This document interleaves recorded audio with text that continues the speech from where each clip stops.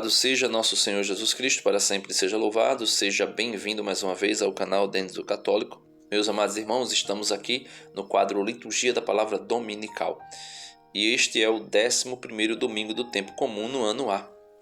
E nós, de costume, sempre meditamos aqui os textos que são propostos pela liturgia da palavra na igreja para o nosso crescimento espiritual, o nosso aprofundamento no conhecimento de Jesus Cristo e da sua amada Igreja Santa e Católica. Meus amados irmãos, o Evangelho de hoje, tirado de São Mateus, capítulo 10, ou melhor, capítulo 9, do 36 até o capítulo 10 e até o versículo 8, nós iremos ver a missão dos apóstolos dada, entregue, imputada sobre eles pelo próprio Cristo Jesus, para fazer com que um povo, uma nação santa, uma nação sacerdotal seja resgatada entre a humanidade. E aí nós podemos ver no Evangelho como Deus Pai quer salvar a humanidade e quer salvar por meio do seu Filho, por meio dos apóstolos, ou seja, dos enviados pelo seu Filho, e por meio da pregação do anúncio do Evangelho, através de sinais, prodígios e milagres. Vejamos o que diz o Evangelho. Vendo Jesus as multidões, compadeceu-se delas, porque estavam cansadas e abatidas como ovelhas que não têm pastor. Então, este era, podemos dizer, o retrato, a imagem da humanidade quando Jesus vem a esse mundo, quando Jesus entra, podemos assim dizer, fisicamente nesse mundo por meio da sua encarnação na plenitude dos tempos, tempo esse que revela o Filho de Deus nascendo de uma mulher, como diz o apóstolo São Paulo na carta aos Gálatas, capítulo 4, versículo 4. E Jesus olha a multidão e vê a multidão como que ovelha sem pastor. E Jesus, que é o pastor por excelência, que é o pastor supremo do seu povo, ele vai exercer o seu pastoreio. E para exercer o seu pastoreio e chamar dentre os povos uma porção e um povo santo, ele envia mensageiros para pastorear, para arrebanhar esse povo que estava perdido como ovelha sem pastor. Então disse aos seus discípulos: a messe é grande, mas os trabalhadores são poucos. Pedi, pois, ao dono da messe que envie trabalhadores para a sua colheita. Jesus chamou os 12 discípulos e deu-lhes poder para expulsarem os espíritos maus e para curarem todo tipo de doença e enfermidade. Veja, meus irmãos, que o apóstolo Pedro não foi o primeiro discípulo a ser chamado por Jesus. Tanto é que São João, o evangelista, no seu capítulo 1 do seu evangelho, ele vai revelar que André foi primeiro ao encontro de Jesus e depois levou seu irmão Pedro, Simão Pedro, a Jesus. Mas mesmo assim, em todas as listas dos 12 apóstolos, narrada na Bíblia, tanto nos evangelhos sinóticos, como também no Ato dos Apóstolos, você vai perceber que todos os escritores sagrados, todos os hagiógrafos, vão destacar Pedro como sendo o primeiro a encabeçar essas listas dos 12 apóstolos descritas nas Escrituras, já demonstrando para nós a primazia de Pedro. Ou seja, Pedro sendo o primeiro entre os apóstolos, o cabeça do colégio apostólico.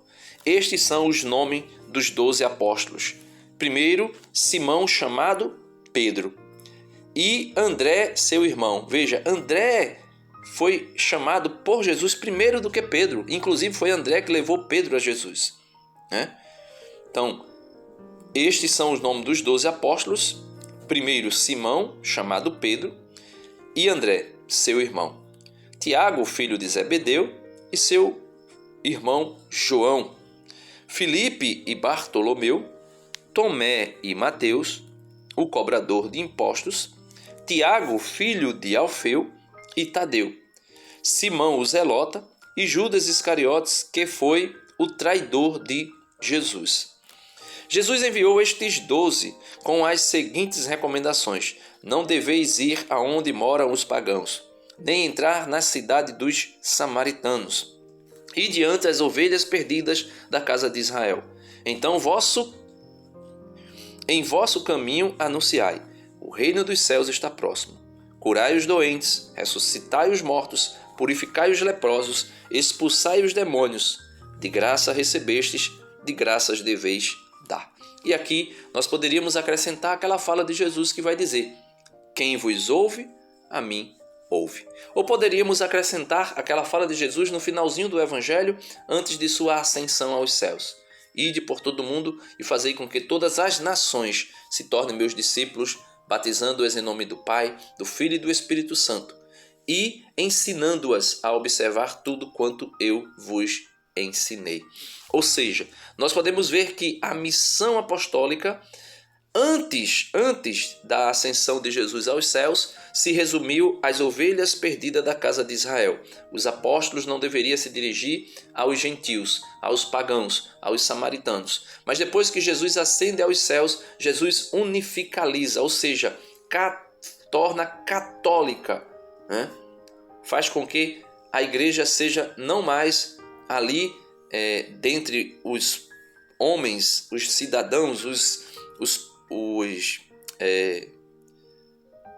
como é que eu posso dizer, co-cidadãos judeus, mas é universificado a pregação do Evangelho. Ou seja, a igreja se torna católica, a igreja se torna universal. E aí Jesus, na sua ascensão, ordena que os seus apóstolos vá ao mundo inteiro. E por que isso? Porque o mundo inteiro era inimigo de Deus. O mundo inteiro era, vamos dizer assim, que opositor a Deus por meio do pecado. E na segunda leitura de hoje, São Paulo vem revelar isso para nós de uma maneira extraordinária. São Paulo vai dizer: irmãos, quando éramos ainda fracos, Cristo morreu pelos ímpios, no tempo marcado. Dificilmente alguém morrerá por um justo, por uma pessoa muito boa, talvez alguém se anime a morrer. Então, veja aqui a comparação que o apóstolo São Paulo faz. Talvez por uma pessoa muito boa, talvez alguém se anime a morrer. Pois bem, a prova de que Deus nos ama é que Cristo morreu por nós quando éramos ainda pecadores, quando éramos ainda fracos, quando éramos ainda ímpios, quando éramos ainda inimigos de Deus. Cristo, pois bem, a prova de que Deus nos ama é que Cristo morreu por nós quando éramos ainda pecadores. Então nós sabemos que Cristo morreu para arrebanhar o seu povo, para unificar um povo perante Deus por meio de sua morte, do seu sacrifício redentor. Mas muito mais agora, que já estamos justificados pelo sangue de Cristo, seremos salvos da ira por Ele. Quando éramos inimigos de Deus, fomos reconciliados com Ele pela morte do seu Filho. Quanto mais agora, estando já reconciliados, seremos salvos por sua vida.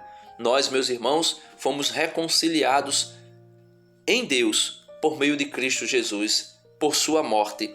E aí nós somos incorporados ao corpo de Cristo por meio do batismo. Fomos reconciliados por Ele pelo batismo. Ide por todo mundo e fazei com que todas as nações se tornem meus discípulos, batizando-as em nome do Pai, do Filho e do Espírito Santo. Nicodemos ouviu do próprio Jesus: necessário vos é nascer de novo. E nascer de novo como? Da água e do Espírito, ou seja, pelo batismo. Então fomos reconciliados, Fomos reconciliados em Cristo por meio de sua morte. É por isso que no batismo nós somos mortos, sepultados com Cristo, para ressuscitarmos com Ele. Ou seja, no batismo nós fazemos aquilo que o apóstolo Paulo diz: eu fui crucificado com Cristo e a minha vida Na carne eu a vivo pelas graças do Filho de Deus. E aí, meus irmãos, muito mais, né, nós podemos dizer, ainda mais, nós nos gloriamos em Deus por nosso Senhor Jesus Cristo. É por Ele que já desde os tempos presentes recebemos a reconciliação. E assim nós podemos, de maneira muito específica, dizer aquilo que o salmista nos diz no Salmo de hoje, Salmo 99. Nós somos o povo e o rebanho do Senhor. E por isso, aclamai o Senhor, ó terra inteira. Servi ao Senhor com alegria. Ide a Ele cantando jubilosos. Sabei que o Senhor, só Ele é Deus. Ele mesmo nos fez e somos seus.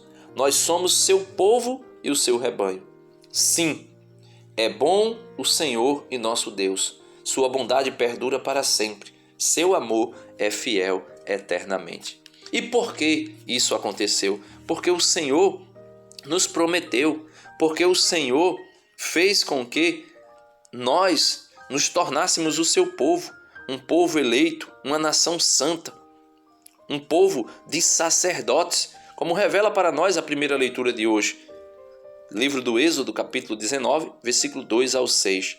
Naqueles dias, os israelitas, partindo de Rafidim, chegaram ao deserto do Sinai, onde acamparam. Israel armou aí suas tendas, defronte da montanha. Moisés então subiu ao encontro de Deus. O Senhor chamou do alto da montanha e disse: Assim deverás falar à casa de Jacó e anunciar aos filhos de Israel. E aqui, Israel, a casa de Jacó, é uma prefigura, uma tipologia, uma imagem da Igreja Católica, da Igreja de nosso Senhor Jesus Cristo. Vistes o que fiz aos egípcios, e como vos levei sobre asas de águia e vos trouxe a mim. Então, o Senhor vai dizer, né, como o apóstolo São Paulo vai revelar para nós, que tudo aquilo que foi escrito para nós, deixado escrito, dos acontecimentos, dos primórdios do povo de Israel, é para o nosso aprendizado, é para o nosso conhecimento, é para a nossa edificação. Então o Senhor vai dizer: visto que eu fiz aos egípcios, tudo aqui, todos os prodígios que Deus realizara no Egito, e como vos levei sobre asas de águia e vos trouxe a mim. Então o Senhor resgatou o seu povo do Egito, e aquela figura, né, ali podemos ver como figura, como uma imagem, Deus que resgata o povo do Egito e leva à terra prometida, é uma figura de Deus que resgata a sua igreja do mundo e leva para o céu. E nós fazemos parte disso, meus irmãos. Portanto, se ouvirdes a minha voz, diz o Senhor, e guardardes a minha aliança, sereis para mim a porção escolhida dentre todos os povos da terra. Dentre todos os povos da terra. Porque minha é a terra, e vós sereis para mim um reino de sacerdotes e uma nação santa. Pelo batismo ainda, nós nos tornamos povo de Deus e povo sacerdotal. Nós nos tornamos em Cristo Jesus, na sua morte, profeta, sacerdotes e reis com ele. Participamos de forma direta e indireta do reinado de Cristo, do sacerdócio de Cristo e do profetismo de Cristo. Ele que é sacerdote, profeta e rei, nos torna um povo de sacerdotes, de profetas e reis.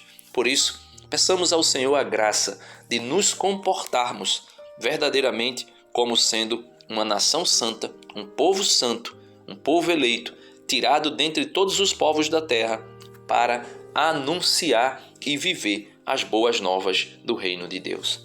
Amém. Deus abençoe você e até o próximo domingo, se Deus quiser.